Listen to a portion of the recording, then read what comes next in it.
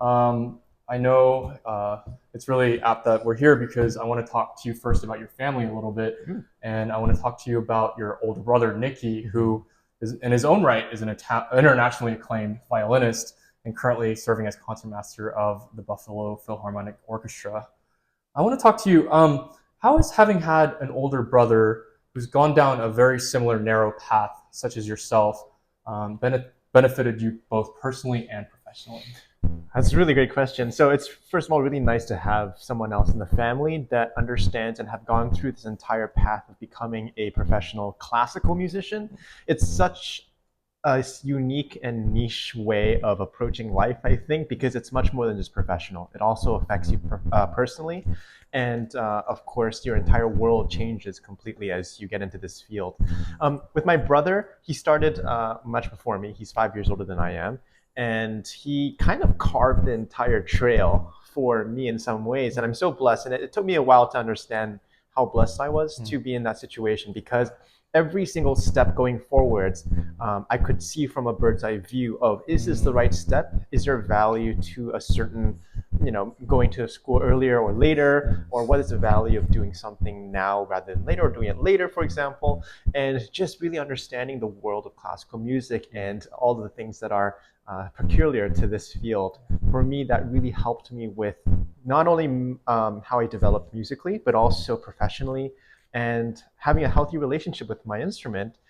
Between me and my brother, we're very close, and I think part of that is because of our instrument connection as well. It's not very often that you have two siblings coming from a non-musical family playing at a very professional level and going to the same schools and also having done the same competitions. Sure. So with that in mind, what has created on top of just being siblings is that we're able to relate on so many things beyond,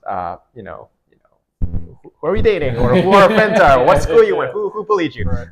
but also just kind of like, oh yeah, like I'm gonna go play at Carnegie Hall, and just like I'm kind of nervous. It's oh, I've been there. Don't worry about it. Like it's just like any other concert, for example. So it's really nice to have someone that I can truly trust beyond that one time. And also we play together a lot.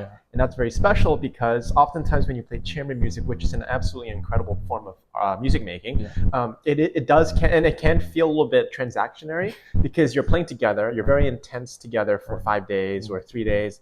You play the concert and you all go back into your separate lives. Whereas me and my brother, even if we finish that concert, we continue onwards for the next concert, and then we're going to see each other in a couple weeks. Having a brother that is a professional musician, especially a violinist, has really opened up my world. Yeah. Well, and I'm curious, was your brother the inspiration for you starting the violin? Or? Yes. Okay. Absolutely. Yeah. So by the time I was born, my brother was practicing a couple hours a day already. So I've heard that as babies, there are several ways to approach that. Either you end up hating the instrument or you end up doing exactly the same thing you want to do.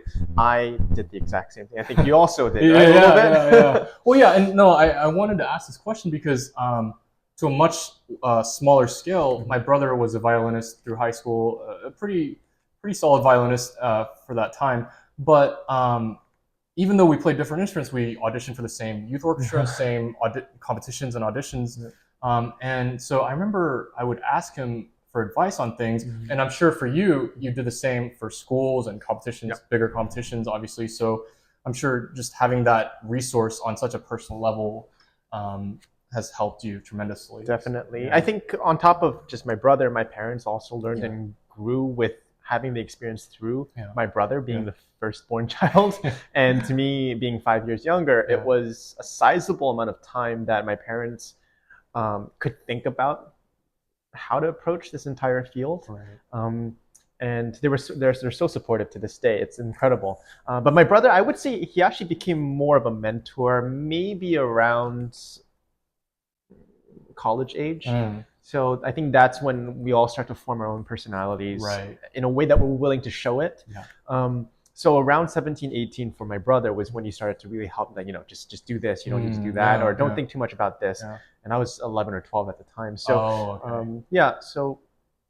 I think a lot of it was my brother helping me how to approach everything. Well, and then you shared before the recording that you guys overlapped at Curtis for a couple years. And so when you first got there, that must have been really nice to have someone there that you already knew and trusted, obviously. Yeah. Was he kind of like the protective older brother Yeah. when you were Oh there? yeah. Oh yeah. Yeah. It was great. So I auditioned for Curtis because actually, I love the music and I really wanted, I knew how prestigious the school was and all that. But to be honest, I didn't really know what it meant to go to Curtis. I wanted to go there because my brother and I we were just starting this bond together. Right. He was starting to mentor me and he would come back and I realized how much I missed him. Yeah.